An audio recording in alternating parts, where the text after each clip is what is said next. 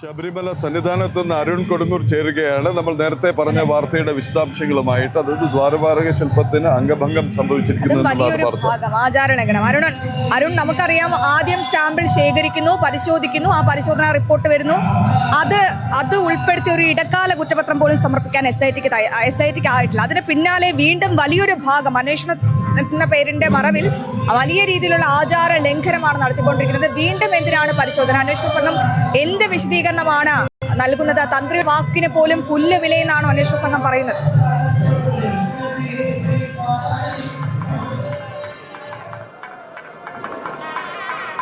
അതിലേറ്റവും പ്രധാനപ്പെട്ട ഒരു കാര്യം, വിശദമായ ഒരു ശാസ്ത്രീയമായ പരിശോധന ഈ സ്വർണ്ണപ്പാളികൾക്കുമേൽ ഉണ്ടാകണമെന്നുള്ളൊരു കാര്യമായിരുന്നു ഈ അന്വേഷണ സംഘം SIT പറഞ്ഞിരുന്നത്. ഇതിൻ്റെ അടിസ്ഥാനത്തിലാണ് വീണ്ടും ഹൈക്കോടതിയുടെ ഒരു അനുമതി വാങ്ങി പരിശോധന നടത്തിയത്. പക്ഷേ ഈ പരിശോധനയ്ക്ക് ശേഷമാണ് ഈ കാര്യങ്ങളൊക്കെ തന്നെയും പുറത്തു വരുന്നത്. എന്തായാലും ദ്വാരപാലക ശില്പങ്ങളിലടക്കം ഈ അംഗഭംഗങ്ങൾ ഉണ്ടായിട്ടുണ്ട്. അത് ഈ ക്ഷേത്രത്തിൽ വെക്കുന്നതിനുള്ള ബുദ്ധിമുട്ടുകൾ, പ്രായോഗിക ബുദ്ധിമുട്ടുകൾ, അത് തുടക്കത്തിൽ തന്നെ ശ്രീകോവിലിന് മുന്നിൽ തന്നെയാണുള്ളത്. അതുകൊണ്ട് പ്രായോഗികമായ ബുദ്ധിമുട്ട് അത് കൃത്യമായി തന്നെ ഈ അനുമതി തേടിയ സമയത്ത് തന്നെ തന്ത്രി കൃത്യമായി തന്നെ കത്ത് മുഖേന നൽകിയിരുന്നു.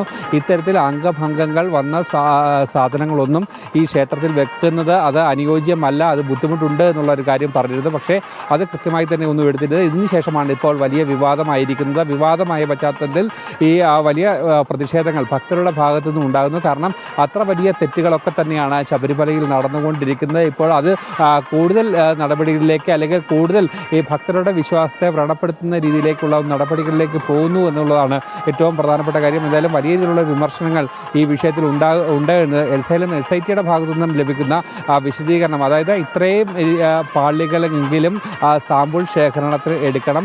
ആദ്യം മതിയായ പാളികൾ സാമ്പിൾ ശേഖരണത്തിൽ ലഭിച്ചിരുന്നില്ല. അതുകൊണ്ട് തന്നെയാണ് ഈ റിപ്പോർട്ട്, ശാസ്ത്രീയ പരിശോധനാ ഫലത്തിൽ അതിൽ ഒരു അവ്യക്തത ഉണ്ടായത്. അതുകൊണ്ട് തന്നെയാണ് ഇത്രയും സ്വർണം അല്ലെങ്കിൽ പാളി എടുക്കേണ്ടി വന്നതെന്നുള്ളൊരു വിശദീകരണമാണ് ഈ SITയുടെ ഭാഗത്തു നിന്നും ഇപ്പോൾ ലഭിക്കുകയും ചെയ്തത്. എന്തായാലും കൃത്യമായ വിയോജിപ്പ് തന്ത്രി അറിയിച്ചിട്ടുണ്ട്. എന്തായാലും തുടർ നടപടികൾ ദേവസ്വം ബോർഡ് ആലോചിക്കുകയാണ്. എന്തായാലും എത്രയും വേഗം ഈ പ്രശ്നങ്ങൾ പരിഹരിച്ച് അത് പുനഃസ്ഥാപിച്ചുകൊണ്ട് ഈ അംഗഭംഗങ്ങൾ പരിഹരിച്ചുകൊണ്ട് മുന്നോട്ട് പോകണമെന്നുള്ള ഒരു നിലപാടാണ് തന്ത്രിയുടെ ഭാഗത്തു നിന്നുള്ളത്. എന്തായാലും ദേവസ്വം ബോർഡ് ഈ വിഷയം അടുത്ത ദിവസം തന്നെ ചർച്ച ചെയ്ത് തീരുമാനമെടുക്കുമെന്നാണ് നിലവിൽ ഇപ്പോൾ പറഞ്ഞിരിക്കുന്നത്.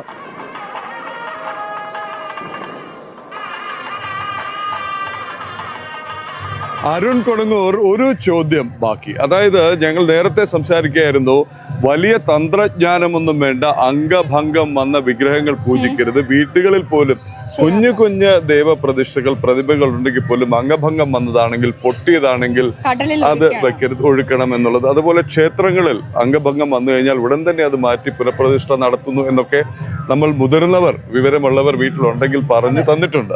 അപ്പോൾ ഇത് എങ്ങനെയാണ് ഇവരിത് ന്യായീകരിക്കുന്നത്? എന്തിൻ്റെ പേരിലാണെങ്കിലും ഈ ദ്വാരപാലക ശില്പത്തിൻ്റെ കൈയടക്കം മുറിച്ചെടുക്കുകയോ പരിശോധനയുടെ പേരിൽ, അതല്ലെങ്കിൽ അത് അങ്ങനെ തന്നെ അവിടെ നിന്ന് മാറ്റുകയോ അതല്ലെങ്കിൽ പൂർണ്ണരൂപത്തിലാക്കണം എന്നുള്ള ആവശ്യം പോലും ആരും പരിഗണിക്കുന്നില്ല എന്ന് വേണമോ മനസ്സിലാക്കേണ്ടത്. എന്താണ് ഇവരുടെ യഥാർത്ഥ ലക്ഷ്യം എന്നുള്ളതിനെ കുറിച്ച് പോലും സംശയങ്ങൾ ഉയരുകയാണ്. എന്താണ് ഇവരുടെ യഥാർത്ഥ ലക്ഷ്യമെന്നാണ് നമുക്ക് അറിയേണ്ടത്.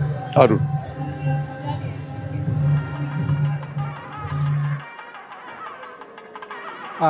തീർച്ചയായും അതുതന്നെയാണ് ഏറ്റവും പ്രധാനപ്പെട്ട ഒരു ചോദ്യങ്ങളിലേക്കൊക്കെ തന്നെ എത്തിയിരിക്കുന്നത്. കാരണം ഈ ഒരു അനുവാദം, അതായത് ഈ രണ്ടാമത് സാമ്പിൾ ശേഖരണത്തിനുള്ള അനുവാദം തേടിയ സമയത്ത് തന്നെ കൃത്യമായി തന്നെ തന്ത്രി കത്ത് മുഖേന ഈ കാര്യങ്ങൾ പറഞ്ഞിട്ടുണ്ട്.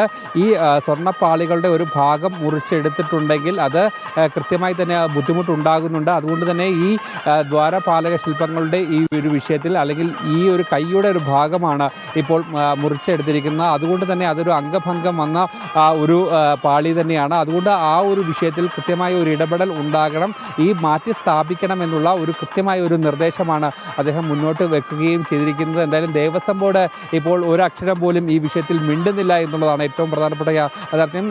ഹൈക്കോടതിയുടെ ഒരു അനുമതിയോടെയാണ് SIT സംഘം പരിശോധന നടത്തിയത്.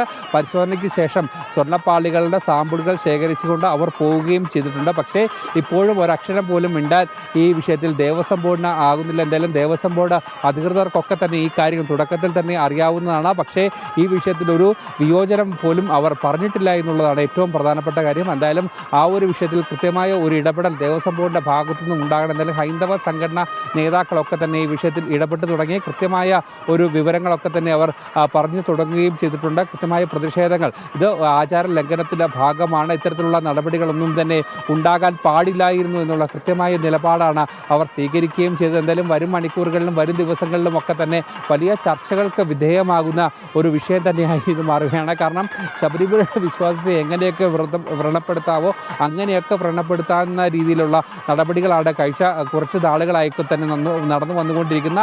അതിൻ്റെ ഭാഗമായി തന്നെയാണ് ഇത്തരമൊരു വിവാദങ്ങൾ കൂടി ഇപ്പോൾ ഉയർന്നു വരികയും ചെയ്യുന്നത്. പ്രദീപുള്ള